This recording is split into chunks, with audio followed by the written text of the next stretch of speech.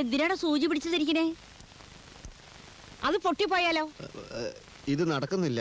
നടക്കുന്നില്ലേ പിടിച്ചു തിരിക്കണോ? താൻ ഏതാ? വാസുദേവൻ സാറ് എവിടെ? ഏത് വാസുദേവൻ സാറ്? ഏത് വാസുദേവൻ സാറോ? അപ്പൊ താൻ എങ്ങനെ അകത്ത് കയറി? നിങ്ങളാരാ? പപ്പേട്ടന്റെ ഉമ്മയാ? പപ്പേട്ടനോ? അതാരാ? ഇവൻ പൂട്ട് പൊളിച്ച് അകത്ത് കടന്നതാണോ എന്റെ ഈശ്വര? പപ്പേട്ടാ, പപ്പേട്ടാ. അകത്തുണ്ടായിരുന്നോ? സാറിന്റെ പേര് പപ്പൻ എന്നാണോ? അങ്ങനെ ഒരു പേര് എനിക്കുണ്ട്. കമ്പനി എല്ലാവരും അങ്ങനെയാ വിളിക്കുക. ഞാനെങ്കിലും പോയി കുറച്ച് ചായ ഉണ്ടാക്കി. ഞാൻ വെള്ളം വെച്ചിട്ടുണ്ട്. ഇത് കൂടെ പണിയെടുക്കുന്ന ആളായിരിക്കും അല്ലേ? അതെ അതെ. അപ്പൊ സാറേ, ഓട്ട് കമ്പനിയിൽ അവിടെയുള്ള ഒരു കളരി ഗുരുക്കലില്ലേ, അയാൾക്കൊരു മോളുണ്ട്. പഠിപ്പധികമില്ല, പക്ഷെ നല്ല ഓരോ തടി. സാറിന് ചേരും. അതൊക്കെ നമുക്ക് പിന്നെ ആലോചിക്കാം. ഇപ്പൊ പോയി ചായ ഉണ്ടാക്കി. ചില്ലറ പണിയൊക്കെ ചെയ്യാൻ പറ്റുന്ന സ്ത്രീയാ. നിങ്ങളെ ശരിക്കുള്ള പേരെന്താ?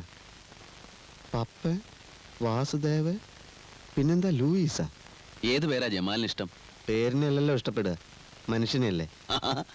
ജമാലിന് കുറച്ച് കാര്യവിവരമൊക്കെ ഉണ്ടല്ലോ. തന്റെ ബാവൊക്കെ എപ്പോഴാ ഗോവയെന്ന് വരിക? അത് മൂപ്പരുടെ വീട്ടുകാർക്കും അറിയില്ല. സോറ നമ്മളെ പുരയിൽ ഇരുത്തി പൊറപ്പിക്കണില്ല. പെരുന്നാൾ അടുത്തല്ലോ, കുട്ടിയൊക്കെ കോടിക്കുപ്പായം വേണമെന്ന്. അതിനു മുമ്പ് ബാബുക്ക വരാണ്ടിരിക്കില്ല. ഉവയത്ത് നളിയൻ്റെ വിവരമൊന്നും ഇല്ലാത്തതുകൊണ്ട് സോറയുടെ കരച്ചിലത് വേറെ. നമ്മളിപ്പോൾ എന്താ ചെയ്യുക?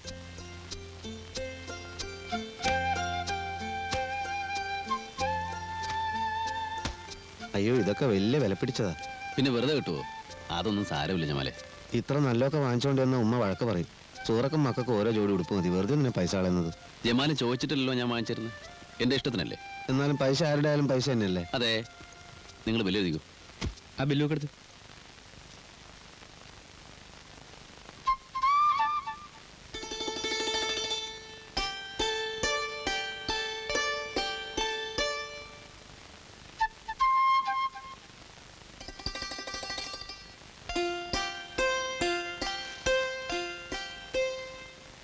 ഹലോ ഹലോ, നിങ്ങളുടെ അല്ലേ? ആനി നല്ല ആളാ. എന്താ ഫോൺ ചെയ്യാതിരുന്നത്? കൊള്ളാം. ഞാൻ എത്ര തവണ ട്രൈ ചെയ്തെന്നറിയോ? നിങ്ങളുടെ ലൈൻ എന്തോ തകരാറുണ്ട്. എപ്പോ വിളിച്ചാലും എൻഗേജ്ഡ്. ഞാൻ വിചാരിച്ചു എന്നോടെന്തോ ദേഷ്യമാണെന്ന്. നല്ല കാര്യായി. ആനിയോട് ദേഷ്യപ്പെടാൻ എനിക്ക് ജമ്മത്ത് സാധിക്കില്ല. ഇപ്പോഴും ഡ്യൂട്ടിയിലാണോ? ഡ്യൂട്ടിയോ? അതെ അതെ, ഇപ്പൊ ഓഫാ. വീട്ടിൽ തനിച്ച് നിന്നിട്ട് മഹാബോർ. ആനിയാണെ വിളിച്ചിട്ട് കിട്ടുന്നുമില്ല. വെറുതെ ഒന്ന് പുറത്തിറങ്ങിയത്. കള്ളം. വെറുതെ പുറത്തിറങ്ങുന്നവരെങ്ങനെ ഇവിടെ എത്തുന്നത്? ഞാൻ വന്നത് എന്തിനാന്ന് പറഞ്ഞാ ആനി വിശ്വസിക്കില്ല. ആനിക്ക് എന്തെങ്കിലും ഒരു പ്രസന്റ് വാങ്ങിക്കാനാണ് ഞാൻ വന്നത്. എനിക്കെന്തിനാ പ്രസന്റ്?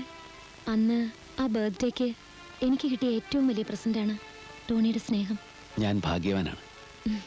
പഠിപ്പ് കഴിഞ്ഞ ഉടനെ എന്റെ കല്യാണം നടത്താൻ തിരക്കിട്ട ആലോചനകളായിരുന്നു ഡാഡി. മമ്മി ഇല്ലാത്തോണ്ട് ഉത്തരവാദിത്തം ഡാഡിക്കാണല്ലോ. ഇന്നലെ ഞാൻ പറഞ്ഞു എനിക്കിഷ്ടപ്പെട്ട ആളെ ഞാൻ തന്നെ തിരഞ്ഞെടുത്തോളാന്ന്. ഭയങ്കര ധൈര്യം തന്നെ. ആളുകൾ ശ്രദ്ധിക്കുന്നെന്ന് തോന്നുന്നു. ആനി നടന്നോളൂ. എന്നെ എന്താ വീട്ടിലേക്ക് ക്ഷണിക്കാത്തെ? ഒരു ദിവസം ഞാൻ ക്ഷണിക്കും. അപ്പൊ വന്നാ മതി. ആളുകൾ നോക്കുന്നുണ്ട്.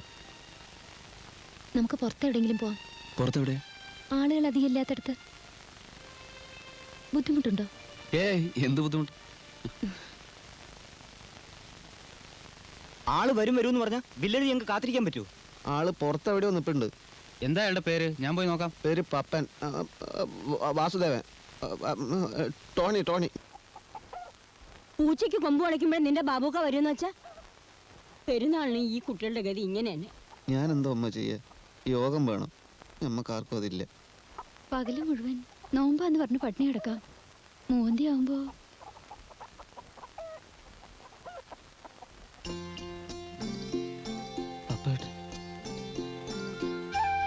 ഞാൻ എൻ്റെ ഒരു ദോസ്തനെ കണ്ട് സംസാരിച്ച് തിരിച്ചു വരുമ്പോഴേക്കും ജമാൽ ദോസ്തനെ കാണാനില്ല. ഞാൻ കുറെ കാത്തുന്നു. ഞാനുണ്ടാവും നോമ്പോർക്കാൻ.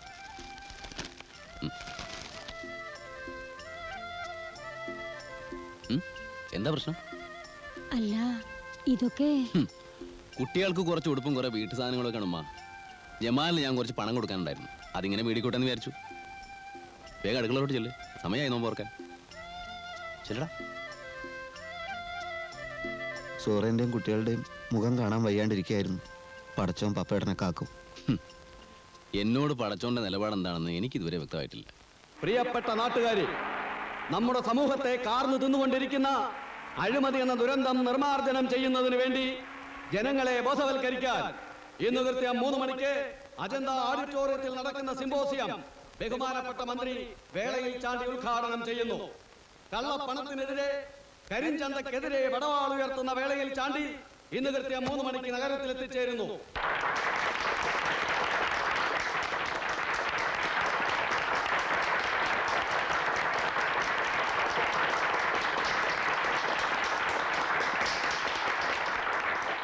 ബഹുമാനപ്പെട്ട മന്ത്രി ശ്രീ വേളയിൽ ചാണ്ടി ഇപ്പോൾ നിങ്ങളോട് സംസാരിക്കുന്നതായിരിക്കും.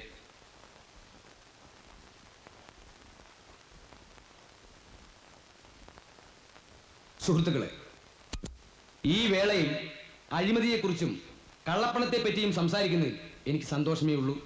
1947 ഓഗസ്റ്റ് 15-ാം തീയതി ഇംഗ്ലീഷുകാരനെ ഇവിടുന്ന് കെട്ടിച്ചു. പക്ഷേ ഞാൻ സംതൃപ്തനല്ല. ഞാൻ വിഭാവനം ചെയ്ത ഇന്ത്യ ഇതല്ല. രാഷ്ട്രീയത്തിൽ പിച്ച വെച്ച് നടന്ന കാലം മുതൽ എൻ്റെ മനസ്സിൽ ഞാൻ താലോലിച്ചിരുന്ന ഒരു കൊച്ചു സ്വപ്നമുണ്ടായിരുന്നു. പത്രക്കാർ പറയുന്നത് പോലെ മന്ത്രിയാവുക എന്ന മോഹമായിരുന്നില്ല അത്. ഈ നാട്ടിലെ അധ്വാനിക്കുന്ന തൊഴിലാളികളുടെ പ്രതിനിധി എന്ന നിലയിൽ എനിക്ക് ഇന്ത്യയോട് ചില കടപ്പാടുകളുണ്ട്. അത് പൂർത്തീകരിക്കാൻ, കള്ളപ്പണവും അഴിമതിയും ഈ നാട്ടിൽ നിന്നും തുടച്ചു മാറ്റാൻ എന്റെ വിശുദ്ധമായ കരങ്ങൾക്ക് ശക്തി തരൂ.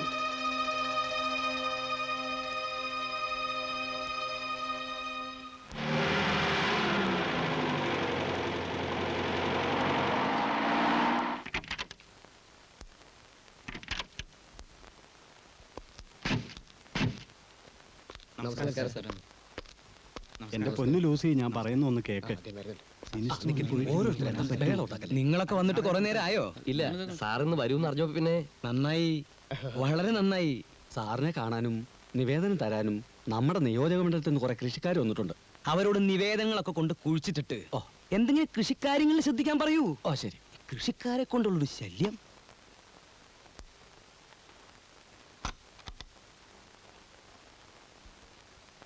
ഇരിക്കൂ. എങ്ങനെ പോണു കാര്യങ്ങളൊക്കെ?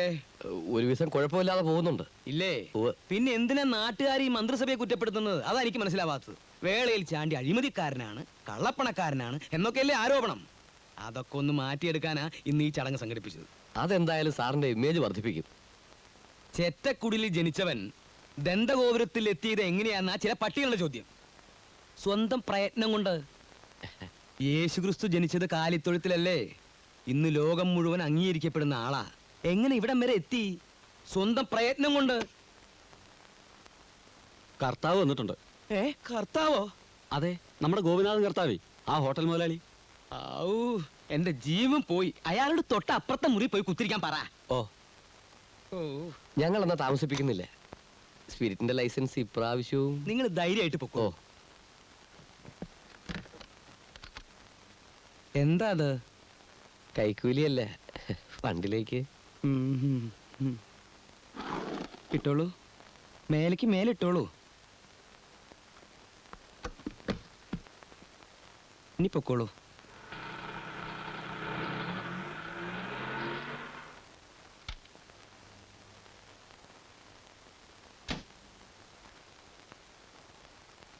എല്ലാവരും ഉണ്ടല്ലോ. മിനിസ്റ്ററെ കണ്ടു കഴിഞ്ഞാ?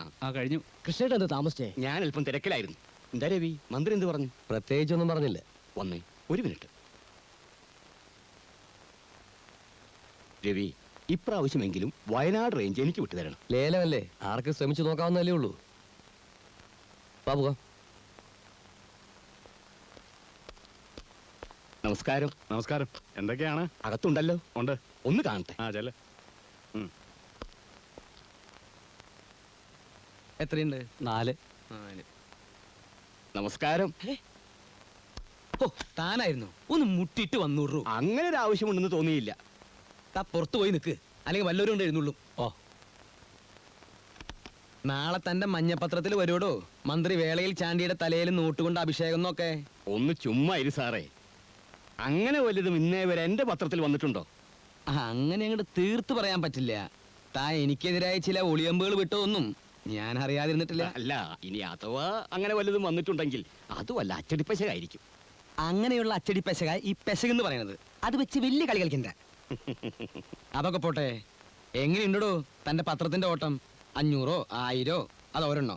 അയ്യോ 1,00,000 കവിയും. തുടങ്ങിയിട്ട് ഇന്ന് വരെയുള്ള കണക്കല്ല ഞാൻ ചോദിച്ചത്. ഓ സാറിന്റെ ഒരു തമാശ. എടോ അമ്പലക്കള്ള, തനിക്ക് ബിൽഡിംഗ് പണിയുണ്ട്, അബ്കാരിയുണ്ട്, എസ്റ്റേറ്റ് ഉണ്ട്, പിന്നെ എന്തിനാടോ ഈ കടലാസിന്റെ വില പോലും കിട്ടാത്ത ഈ പത്രം കൊണ്ട് നടക്കുന്നത്? അതുള്ളത് കൊണ്ടാണല്ലോ സാറേ കഥകിൽ മുട്ടാതെ അകത്ത് കയറാൻ കഴിഞ്ഞത്. ആ ശരി ശരി, അതൊക്കെ പോട്ടെ. ഇപ്പൊ തന്റെ വരവിന്റെ ഉദ്ദേശം എന്താ? അത് പിന്നെ ഇതിൽ വെക്കല്ലേ, ഇത് എണ്ണിതാ. അവിടെ 1 2 3 4 5 അല്ലേ? ആ അത് പോട്ടെ. എടോ താൻ ഇന്നാളെ ഒരു ബ്ലേഡിന്റെ കാര്യം പറഞ്ഞില്ലേ? ഫോറിൻ ബ്ലേഡിന്റെ അല്ലേ എന്റെ അളിയൻ ദുബായിൽ നിന്ന് കൊണ്ടുവന്നത്. സാറിന് വേണോ? എന്തിനാ? കഴുത്തറുത്ത് ചാവാനാ? എടോ ബ്ലേഡ് കമ്പനി. ഓ ദേവസ്യാന്റെ ബാങ്ക്. ഏത് ദേവസ്യേട്ടൻ? ഗോപുരം ചിറ്റ് ഫണ്ട്സിന്റെ ഉടമസ്ഥൻ, ഞങ്ങളുടെയൊക്കെ ദൈവം. ദൈവോ? അതെ, ലേലത്തിനൊക്കെ പോകുമ്പോ 10-20 ലക്ഷം മറക്കണമെങ്കിൽ അയാളെ ഉള്ളൂ. ചെവി അയാളുടെ ഇടപാടെങ്ങനെ വിശ്വസിക്കാവോ? ഭംഗി വാക്ക് പറയല്ല, എന്നേക്കാൾ വിശ്വസിക്കാം. താൻ അയാളെ ഒന്ന് വിളിച്ചു പറ, എനിക്ക് അയാളെ ഒന്ന് കാണണം. ഇപ്പൊ തന്നെ പറഞ്ഞേക്കാം.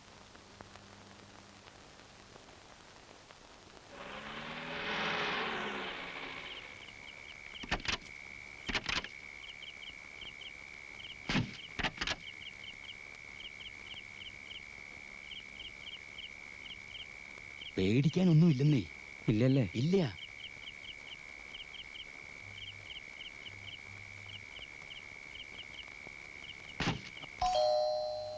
വന്നു എന്നാ തോന്നണേ. കർത്താവെ, മാല വാങ്ങാൻ പോയ കുരിശിനെ കാണാനല്ലോ. അപ്പാ ക്ഷമിക്കണട്ടാ, ആ വാതിൽ തുറന്നു കൊടുത്തേ. വാ. വളരെ പെട്ടെന്നായി പോയിട്ടാ. ഇത്തിരി മുമ്പ് അറിയിച്ചിരുന്നെങ്കിൽ താലിപ്പിലും കൂടി അറേഞ്ച് ചെയ്യായിരുന്നു. എന്നാ പിന്നെ ഒരു ചെണ്ടകൊട്ടി പരസ്യം കൂടി ആവായിരുന്നില്ലേ? ഒരു വെടിക്കെട്ടും 4-5 അമിട്ടും ആവായിരുന്നു. മിനിസ്റ്ററുടെ രഹസ്യ വരവല്ലേ ദിവസേട്ടാ, അതുകൊണ്ടല്ലേ വീട്ടിൽ വന്ന് കാണുന്നേ, അല്ലെങ്കിൽ ബാങ്കിൽ വരില്ലായിരുന്നു. ഇങ്ങോട്ട് വന്നോളൂ, ഇങ്ങോട്ട് വന്നോളൂ, ഇങ്ങോട്ട് വന്നോളൂ. ഇരിക്കൂ, ഇരിക്കൂ. കൃഷ്ണ എന്റെ സ്വന്തം ആളാ.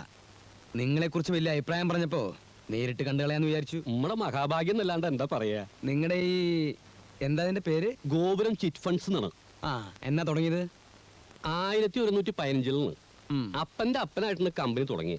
അന്ന് തൃശ്ശൂർ പേരൂർ കുറീസ് ക്ലിപ്റ്റ് എന്നായിരുന്നു പേര്. ആയിരിക്കണ അപ്പാപ്പന്, അതിന്റെ അടുത്തിരിക്കണ അപ്പന്, അപ്പനായിട്ടാണ് കമ്പനി വലുതാക്കി. നമ്മളത് ഏറ്റെടുത്തപ്പോ കമ്പനിയുടെ പേര് മാറ്റി ഗോപുരം ചിറ്റ് ഫണ്ട്സ് എന്നാക്കി. അതേതായാലും നന്നായി. ഗോപുരം എന്ന് പറയുമ്പോ ഉയർച്ചയാണല്ലോ. പേര് മാറ്റി വെച്ചിട്ട് പാരമ്പര്യത്തിന് കുറവില്ലാട്ടാ. മറ്റുള്ള ബ്ലേഡ് കമ്പനികളൊക്കെ ഡും ഡുന്ന് പൊട്ടിപ്പോ. എങ്ങനെ പൊട്ടിപ്പോ? ഡും ഡുന്ന് പൊട്ടിപ്പോ. എവിടെ വീട്?